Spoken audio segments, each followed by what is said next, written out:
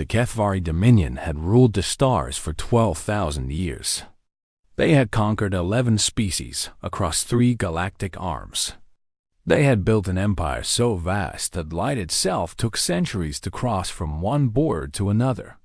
Their war fleets numbered in the thousands. Their armies counted in the billions. No species had ever defeated them. No world had ever escaped their grasp. Admiral Verthan stood on the command deck of his flagship, the Eternal Blade, and watched the blue planet grow larger on the viewing screens. It was a small world, covered mostly in water, orbiting an unremarkable yellow star in a quiet corner of the galaxy. The inhabitants called it Earth. They had been broadcasting radio signals into space for barely 2 centuries. They had only just begun to explore their own solar system. They were, by every measure the Dominion used, a primitive species. Initial scans complete, Admiral, reported his tactical officer, a younger HFY named Shalvan. Population of approximately 8 billion. Technology level is pre-stellar. They have achieved basic nuclear capability and limited space travel within their own system. No faster-than-light capability. No energy shields. No plasma weapons. Verthan made a sound of satisfaction deep in his throat. This would be easy. The Dominion had protocols for worlds like this. Send the fleet, broadcast the ultimatum, and wait for surrender. If surrender did not come, then bombardment would. Either way, the world would join the Dominion. Its resources would fuel the Empire. Its people would serve or die. What of their military capabilities? Verthan asked, more out of habit than genuine concern. Shalvan consulted his data screens. Extensive, Admiral. They appear to be in a state of constant low-level conflict among themselves. Multiple nation-states with competing militaries. They have refined chemical explosives, ballistic projectiles, armored vehicles, aircraft, and naval vessels.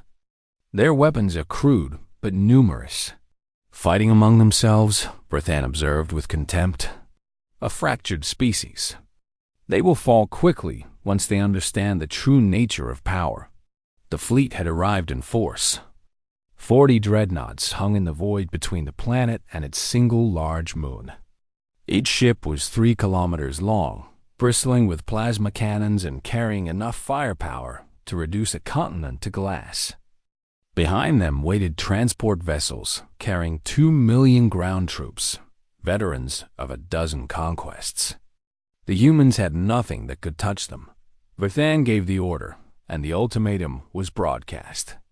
The Dominion's linguists had spent years studying the radio signals from Earth, learning their languages, understanding their cultures. The message went out in 17 different tongues, ensuring that every major power on the planet would receive it clearly. People of Earth, the message began. You are now subjects of the HFY Dominion. You have 30 planetary rotations to surrender unconditionally. Your leaders will present themselves to our landing forces. Your militaries will disarm. Your resources will be cataloged for Dominion use. Resistance is not advised. The Dominion has conquered 11 species. None have successfully opposed us. Your technology is primitive. Your weapons cannot harm us. Your only choice is between submission and extinction. Choose wisely. The message repeated every hour, on every frequency. Verthan settled into his command chair and waited. He had done this many times before. Sometimes the response came quickly, leaders eager to save their people from destruction. Sometimes it took days, as the doomed species argued among themselves, hoping for some miracle that would never come. But the response always came eventually, and it was always the same dot, except this time. 19 hours after the ultimatum was broadcast, a signal came from the planet. It was transmitted on a single frequency, but it was boosted with enough power to reach the entire fleet. The message was simple, just 3 words in the humans' most widely spoken language. Are you certain? Verthan stared at the translation on his screen. He read it again. Then he began to laugh. "Admiral?" Chauvin asked, uncertain. "They ask if we are certain," Verthan said, still laughing. "As if we are the ones who should reconsider. As if they have some hidden power that we should fear. I have heard defiance before, young one. I have watched species far more advanced than these primitives promise vengeance and resistance. They all broke in the end. These humans will be no different." He ordered the transmission added to the archives. Every conquered species had its last words recorded. Some begged. Some threatened. Some simply wept. The humans had asked a question, which Verthan found almost charming in its absurdity. What he did not understand, what no member of the Kethvari Dominion could possibly understand, was the nature of the species they had chosen to threaten. The Dominion saw a fractured world, divided into competing nations, wasting resources on internal conflicts. They saw this as weakness. They were wrong. Humanity had spent its entire existence at war, not with outside threats, but with itself. Every generation had faced conflict. Every century had brought new weapons, new tactics, new ways to kill. The brief periods of peace were simply times of preparation, quiet moments when nations built their arsenals and trained their soldiers for the next inevitable war. This constant struggle had shaped humanity in ways the Dominion could not imagine. They had developed weapons of terrifying efficiency. They had refined logistics to an art form, moving millions of soldiers and billions of tons of supplies across continents and oceans. They had learned to adapt, to improvise, to find weakness in any enemy. Most importantly, they had learned to endure. The Dominion saw primitive technology and assumed primitive capability. They saw chemical rockets and ballistic weapons and dismissed them as no threat to energy shields and plasma cannons. But technology was only one part of warfare. The other parts, the parts that truly mattered, were will and creativity and the cold, hard willingness to do whatever was necessary to survive. The humans had all of these in abundance. As Verthan laughed at their simple question. Meetings were happening in bunkers and command centers across Earth. Old enemies sat at the same tables. Generals who had spent their careers planning to fight each other now shared intelligence and coordinated strategies.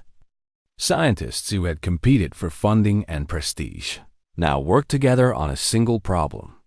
The human species was not unified by ideology or culture or language. They were unified by something far more powerful. They had been threatened, and they would respond.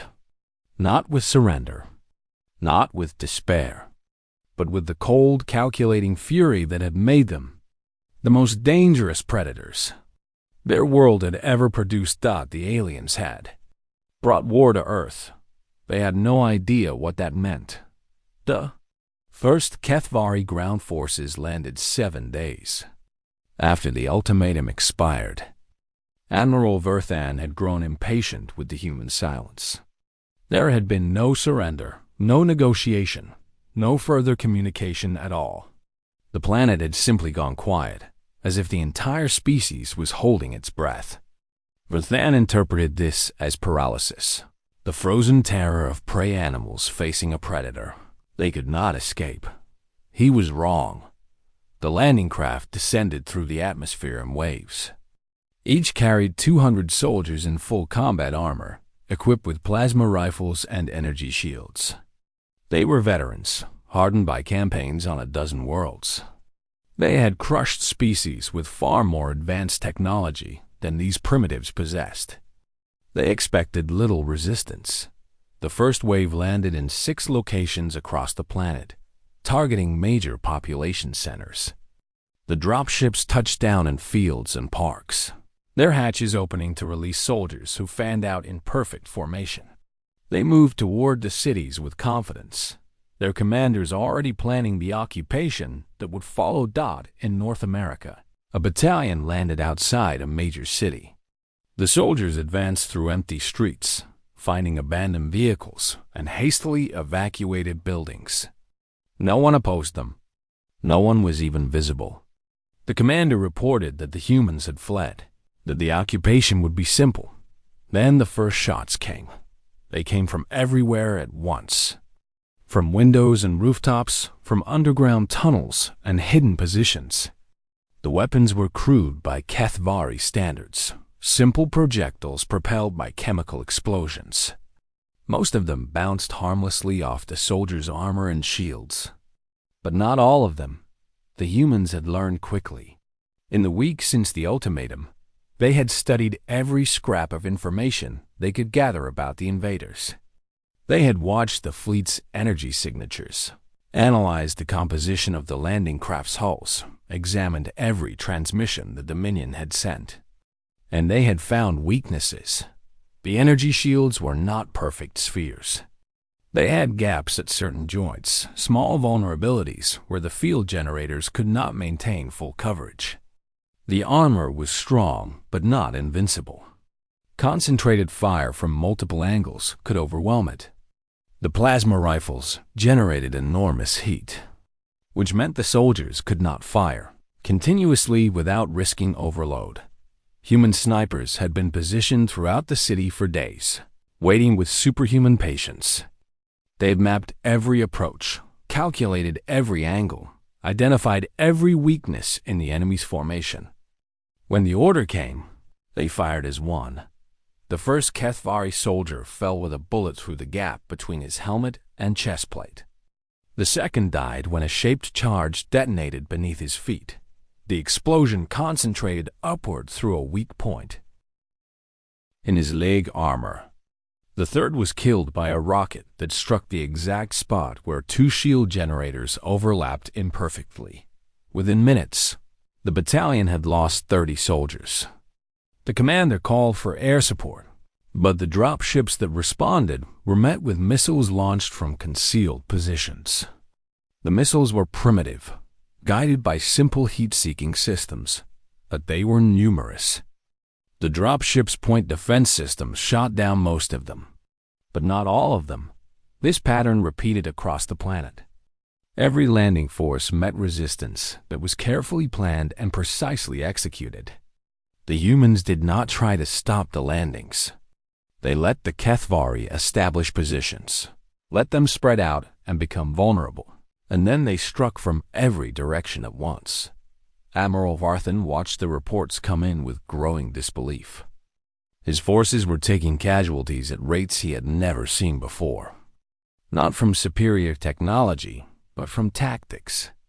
The humans were using their environment, their knowledge of local terrain, their willingness to sacrifice themselves to take down even a single enemy soldier dot in the mountains of Central Asia. Guerrilla fighters used techniques their ancestors had developed over centuries of resisting invaders. They appeared from nowhere, struck hard and fast, and vanished before the HFY could respond.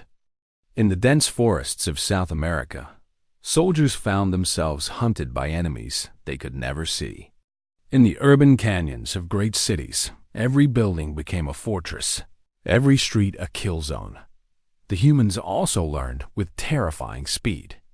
Within days, they had reverse-engineered captured plasma rifles and begun manufacturing their own crude versions. Within weeks, they had developed countermeasures for HFY communications, feeding false intelligence through captured equipment. They studied every fallen soldier, every destroyed vehicle, every scrap of alien technology they could recover. But it was not just their adaptability that shocked the Dominion. It was their willingness to endure. The HFY bombarded military positions from orbit, destroying bases and command centers. The humans simply dispersed, spreading their forces so widely that no single strike could cripple them. They moved their factories underground, their populations into shelters. They accepted massive casualties without breaking, without surrendering, without even slowing down. 6 weeks into the invasion, Admiral Varthan received a report that made him question everything he thought he knew about warfare. 3 of his carrier groups had been destroyed. Not damaged, but completely destroyed. The humans had captured enough alien technology to understand how HFY shields worked, and they had designed weapons specifically to defeat them. They had analyzed patrol patterns and found gaps in coverage. They had sacrificed thousands of lives to deliver single killing blows. "They are insane," Shelvin said, reading the casualty reports. "They cannot hope to win. We have the power to destroy their entire planet. Why do they keep fighting?" Verdan had no answer. In 12,000 years of conquest, the Dominion had never encountered a species like this. Others had fought, but they had always been rational. They had calculated odds, recognized when defeat was inevitable, and surrendered to preserve what they could. The humans seemed incapable of this calculation. They fought as if extinction was preferable to submission. The Admiral made a decision. If the humans would not surrender, if they could not be conquered through conventional means, then they would be destroyed. He ordered planetary bombardment to begin. The fleet would burn every major city, every industrial center, every military installation. The survivors would be few and scattered, too broken to resist. But as his ships powered up their weapons, a message arrived from the home world. It was marked with the highest priority, transmitted through the secure channels reserved for communications of existential importance. The message contained coordinates and trajectory data. And as Verdan studied it, he felt something he had not experienced in centuries of warfare. Fear. The HFY homeworld of HFY Prime was the jewel of the Dominion. It was an ancient world, carefully cultivated over millennia into a paradise of advanced technology and refined culture. Its cities gleamed with spires of crystalline metal. Its gardens held specimens from 1,000 conquered planets. 20 billion HFY called it home, along with countless servants from the subject species that served the Empire. It was 67 light-years from Earth. At the speed of light, a message would take 67 years to travel between the two worlds. At the speeds the HFY War fleet could achieve, the journey would take nearly a century. It was utterly beyond the reach of human technology. The primitives could barely leave their own planet. They certainly could not threaten a world so impossibly distant, or so the Dominion believed. What the HFY did not understand was that humanity had been preparing for something like this for far longer than anyone knew. Not alien invasion specifically, but the possibility of threats from beyond their world. They had been watching the stars for decades, searching for signals, wondering if they were alone. And some of them, the ones who thought in longer time frames and darker possibilities, had been preparing. When the Dominion fleet was first detected approaching the solar system, humanity had roughly 20 years of warning. The ships were visible on deep space telescopes, their energy signatures bright against the background of stars. At first, there was hope that the visitors might be peaceful. But as the fleet grew closer, as its size and configuration became clear, that hope faded. 20 years was not enough time to develop faster-than-light travel. It was not enough time to build a fleet that could match the Dominion's firepower. But it was enough time to build something else entirely. Deep in secret facilities around the world, scientists and engineers worked on a project that would never be publicly acknowledged. They called it the Ending Protocol. It was humanity's final response to any species that threatened them with extinction. It was not a weapon of defense. It was a weapon of pure, absolute retaliation. The concept was simple in principle, though enormously difficult in practice. If you could accelerate an object to a significant fraction of the speed of light, it would carry enormous kinetic energy. The mathematics were straightforward. Mass times velocity squared. At 90% of light speed, even a small object would impact with the force of nuclear weapons. A larger object would devastate continents. A sufficiently massive projectile would end civilizations. The HFY had faster-than-light travel. They had energy shields and plasma cannons and all the wonders of an advanced galactic civilization. But they had never conceived of using relativistic projectiles as weapons. It was too expensive, too slow, too impractical for tactical warfare. Why spend years accelerating a rock when you could simply fly to your target and destroy it directly? But humanity did not need tactical weapons. They needed a threat so absolute, so inescapable, that no species would ever consider attacking them again. The relativistic kill vehicles were launched before the HFY fleet even arrived at Earth. They were aimed not at the fleet, which would have long since moved away, but at HFY Prime itself. The coordinates had been calculated from intercepted transmissions, cross-referenced with astronomical surveys, verified through multiple independent methods. The projectiles were simple tungsten rods, dense and stable, equipped with minimal guidance systems that would activate only in the final approach dot at 94% of light speed. They were invisible until moments before impact. There would be no warning, no time to evacuate, no possibility of interception. The rods would arrive as streaks of light, and then everything they touched would cease to exist. Admiral Verthan stared at the data on his screen. The message from the homeworld contained tracking information that had only just been discovered. Deep space sensors had detected anomalies, objects moving at velocities that should have been impossible. Analysis had taken weeks, but the conclusion was now certain. The projectiles would arrive at HFY Prime in approximately 3 years. They could not be stopped. They could not be deflected. They could only be watched as they grew closer, day by day, bringing an ending that no power in the galaxy could prevent. "This is not possible," Shalvin whispered. They had no way to know where our homeworld was. They had no technology to build such weapons. They are primitives. Bertham said nothing. He was beginning to understand something terrible. The humans had been fighting each other for their entire existence as a species.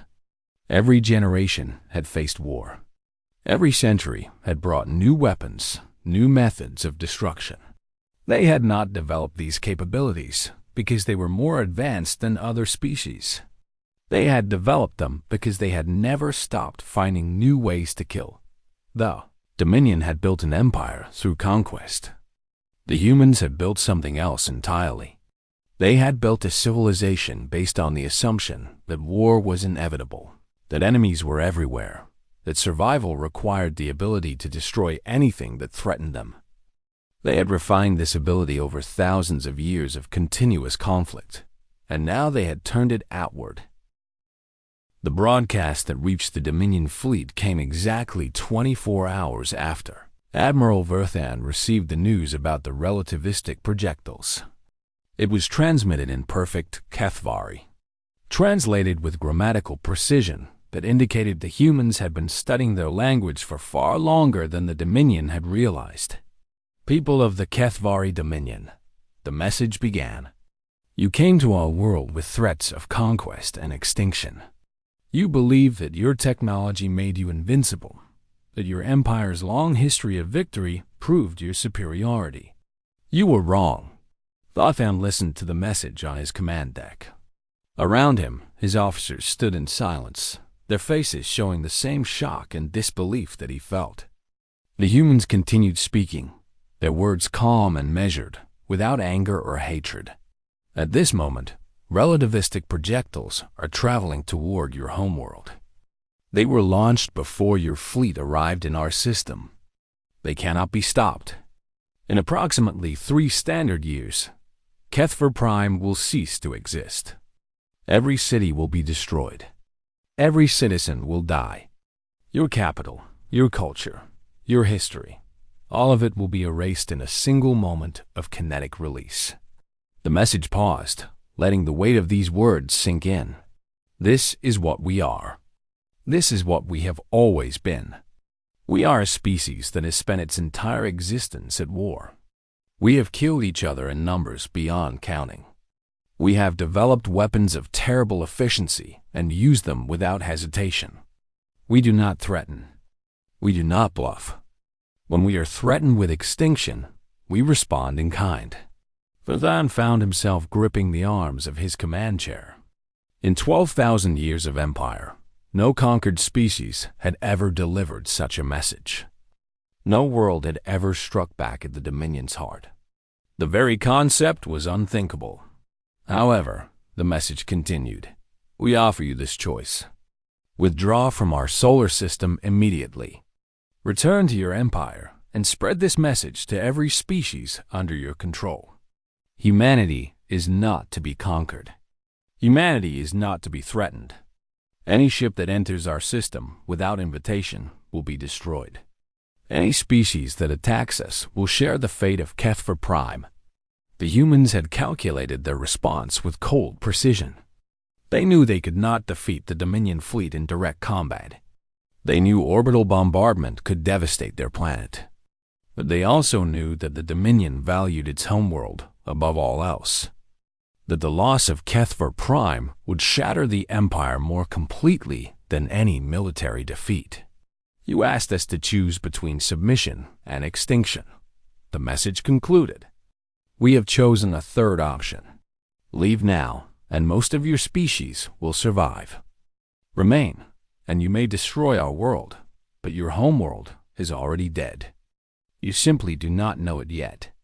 Admiral Varthan sat in silence for a long time after the message ended. His tactical officers waited for orders that did not come.